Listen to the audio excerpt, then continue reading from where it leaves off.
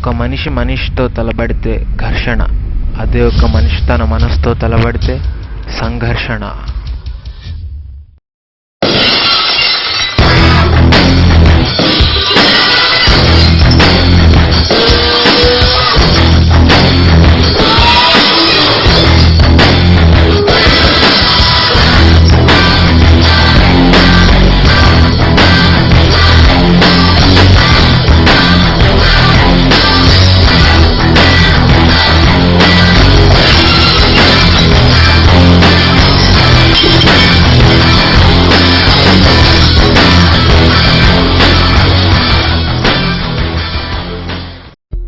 నాన్న, నన్ను క్షమించండి. నాకు బతికే అర్హత లేదు. ఎందుకంటే ఒకప్పుడు మీ దగ్గర ఉన్నంత పవిత్రంగా నేను ఇప్పుడు లేను. మిమ్మల్ని చాలా మోసం చేశాను. మీరు నన్ను క్షమిస్తారని ఆశిస్తూ, ఇట్లు మీ ప్రియమైన చైతన్య. అలా అని మా నాన్నగారికి ఉత్తరం రాసి చావడానికి సిద్ధపడ్డాను. ఇప్పుడు నేను చావు కరెక్ట్గా ఒక్క అడుగు దూరంలో ఉన్నాను. ఆ టైంలో ఎందుకో నా బెస్ట్ ఫ్రెండ్ శశి గుర్తొచ్చాడు. ఒకసారి వాడికి కాల్ చేసి నేను చేసిన తప్పులన్నిటికీ వాడిని క్షమాపణ అడుగుదాం అనుకున్నాను. హలో శశి, నేనురా చైతన్యాన్ని మాట్లాడుతున్నాను. అదేంట్రా ఇంత సడన్గా నువ్వు నాకు కాల్ చేశావు? ఏం లేదురా, నేను చేసిన తప్పులన్నిటికీ నేను క్షమాపణ అడుగుదామని కాల్ చేశానురా. ఎందుకంటే మళ్ళీ నీతో మాట్లాడాలన్నా నేను ఈ ప్రపంచంలో మిగలను. Because I'm going to die. వచ్చే ముందు ఎందుకు చావాలనుకుంటున్నావు? ఒక 10 నిమిషాలు ఆలోచించరా.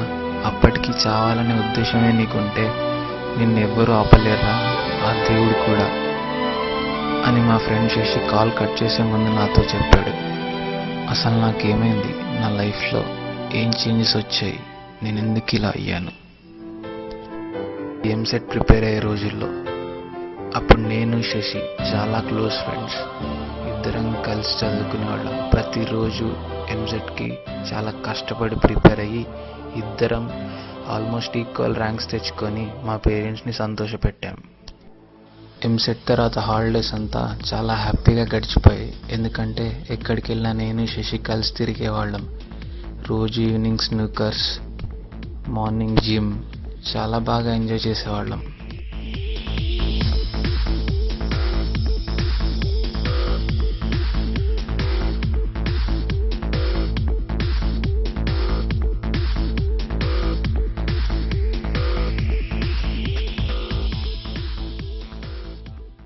నా ఫ్రెండ్షిప్ గిఫ్ట్గా నా ఫ్రెండ్ శశికి ఏదైనా మంచి గిఫ్ట్ ఇవ్వాలనుకున్నాను. సో నా దగ్గర ఒక ఆండ్రాయిడ్ ఫోన్ ఉండేది.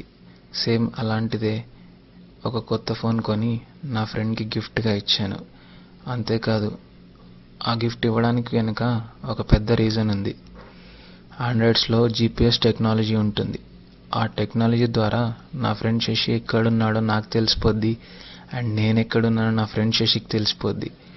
మా ఇద్దరు ఫ్రెండ్షిప్ మధ్య ఏ గ్యాప్ రాకూడదనే ఉద్దేశంతో ఆ GPS టెక్నాలజీ నాకు చాలా నచ్చి ఫోన్ గిఫ్ట్గా ఇచ్చాను. నా జీవితంలో ప్రతి నిమిషం, ప్రతి క్షణం నేను ఆలోచించింది ఈ రోజు కోసమే. నా బీటెక్ లైఫ్లో మొట్టమొదటి రోజు at Balaji institute of technology and science. కాలేజీలో అడుగుపెట్టిన మొట్టమొదటి క్షణం నా జీవితంలో ఏదైతే సాధించాలనుకున్నానో అది సాధించాననిపించింది. ఎవరు చెప్పారో సరిగ్గా గుర్తులేదు, కానీ కరెక్ట్గా చెప్పారు. Choose your friends or else your enemies will choose you అని. నేను బీటెక్లో జాయిన్ అయిన మొదటి రోజే నా ఎనిమీస్ నా ఫ్రెండ్స్ రూపంలో పరిచయం అయ్యారు.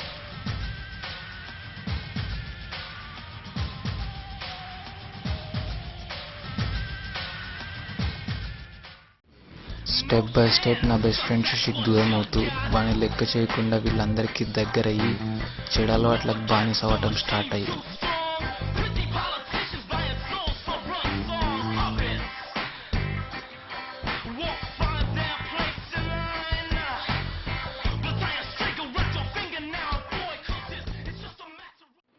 మనిషి ఎంజాయ్ చేయడం స్టార్ట్ చేస్తే లిమిట్స్ గురించి ఆలోచించడు. అదేవిధంగా నేను లిమిట్స్ లేకుండా ఎంజాయ్ చేయడం స్టార్ట్ చేశాను. ఎంజాయ్మెంట్ అయితే చేసేవాడిని, కానీ నేను చేసే ప్రతి ఎంజాయ్మెంట్లో ఏదో గిల్టీగా అనిపించేది. నేను చేసేది మంచా చెడా, రైట్ ఆర్ రాంగా అని ఆలోచించే స్టేట్ నుంచి నేనేది చేసినా రైట్ అనే పొజిషన్కి వచ్చేసాను.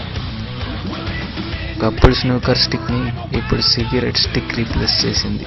ఒకప్పుడు జిమ్లో లేపిన డంబెల్ని ఇప్పుడు ఈ బార్లో ఫుల్ బాటిల్ రీప్లేస్ చేసింది.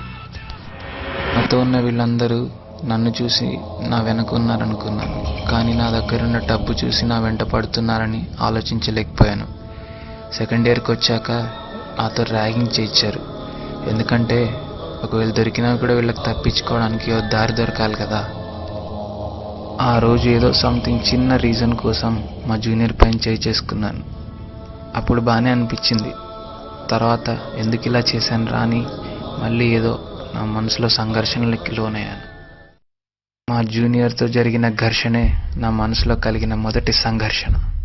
ఇవన్నీ తెలిసిన మా ఫ్రెండ్ శశి ఒకరోజు నేను మా ఫ్రెండ్స్తో క్యాంటీన్లో ఉండగా నా దగ్గరకు వచ్చాడు. క్లాస్కి రమ్మంటే నాకు ఇంట్రెస్ట్ లేదు, నువ్వు ఇక్కడి నుంచి వెళ్ళిపోనికి సంబంధం లేదు అని చెప్పాను. వీళ్ళందరితో తిరిగితే ఏదో ఒక రోజు నీ లైఫ్ నాశనం అయిపోద్దిరా, ఇప్పటికైనా మానే అని చెప్పాడు. డబ్బుందనే పొగరు, చుట్టూ 10 మంది ఉన్నారన్న ధైర్యంతో నా ఫ్రెండ్ శశి పైన ఏమీ ఆలోచించకుండా చేసుకున్నాను. నా ఫ్రెండ్ శశితో జరిగిన ఘర్షణే నా మనసులో కలిగిన రెండో సంఘర్షణ. You will not change for anyone and you will be automatically changed when you are attracted to someone. ఇది నా లైఫ్లో పూర్తిగా నిజమైంది. అదేంటో కానీ క్లాసులు ఎగ్గొట్టి బయట తిరుగుతుంటే ఇండియాకి ఫ్రీడమ్ వచ్చినంత హ్యాపీగా అనిపించేది. కానీ నా లైఫ్లో నా చావు రూపంలో బ్రిటిష్ రూల్ మళ్ళీ వస్తుందని నేను ఊహించలేదు. ఫ్రెండ్ శశి చచ్చిపోయే ముందు ఆలోచించుకోమన్న 10 నిమిషాల్లో ఇవన్నీ గుర్తొచ్చాయి. నేను చేసిన ప్రతి పని నాకు తప్పుగానే కనిపించింది. నేను చేసింది ప్రతిదీ కరెక్టే అనుకున్నాను, కానీ ప్రతిదీ తప్పని ఈరోజు అర్థమైంది. నా అవసరం అయిపోయాక అందరూ నన్ను వదిలేశారు. ఉన్న ఒక్క బెస్ట్ ఫ్రెండ్ శశిని నేను వదిలేసుకున్నాను. అమ్మా నాన్నలు ఎంతో ఆశ పెట్టుకున్నారు నా మీద. ఆ ఆశలన్నీ మట్టిలో కలిపేశాను. చివరికి నేను కూడా మట్టిలో కలిసిపోదామని డిసైడ్ అయిపోయాను. ప్రపంచం నిన్ను వదిలేసినప్పుడు నీ పక్క నిలబడేవాడు, నీతో నడిచేవాడే నీ అసలైన స్నేహితుడు. లవ్ చేయడానికి లక్ కావాలి, బిజినెస్ చేయడానికి మనీ కావాలి, పార్టీలో చేయడానికి దమ్ము కావాలి, ప్రేమ చూపించడానికి అమ్మ కావాలి. అదేవిధంగా లైఫ్ లాంగ్ హ్యాపీగా ఉండాలంటే ఇలాంటి ఫ్రెండ్ కావాలి.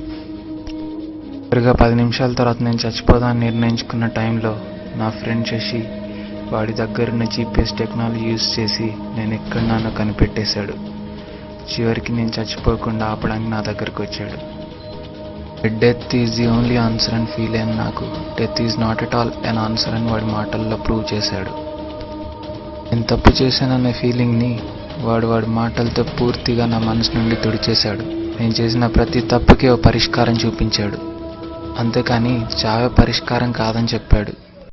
ఇప్పటికైనా బ్యాడ్ ఫ్రెండ్షిప్ను వదిలేసి బాగా చదువుకొని ఇన్ని రోజులు మోసం చేసిన మీ అమ్మా నాన్నల్ని సంతోషపెట్టురా అని చెప్పాడు. खोया है पाके जितने प्यार मैं हूँ ना, बेचैन मैं हूँ बेकरार मैं हूँ ना. నా చావు నిర్ణయం నన్ను ఈ ప్రపంచానికి దూరం చేయలేదు, కానీ ఇదే ప్రపంచంలో ఉన్న నా బెస్ట్ ఫ్రెండ్ శశిని నన్ను దగ్గర చేసింది. లాస్ట్ బట్ నాట్ లీస్ట్ నేను చెప్పేది ఏంటంటే, తప్పు చేయకుండా మనిషి ఉండడు, అసలు తప్పు చేయని మనిషే ఉండడు. సో ఫ్రెండ్షిప్ చేయటం తప్పు కాదు, మంచి ఫ్రెండ్స్ని చూస్ చేసుకోలేకపోవటం తప్పు. మీరు కూడా నాలాగే ఇలాంటి తప్పులు చేయరని ఆశిస్తున్నాను. Goodbye. ఎండల్లే ఇంకెవడుంటాడు, జనమందరిలో తారొకడే.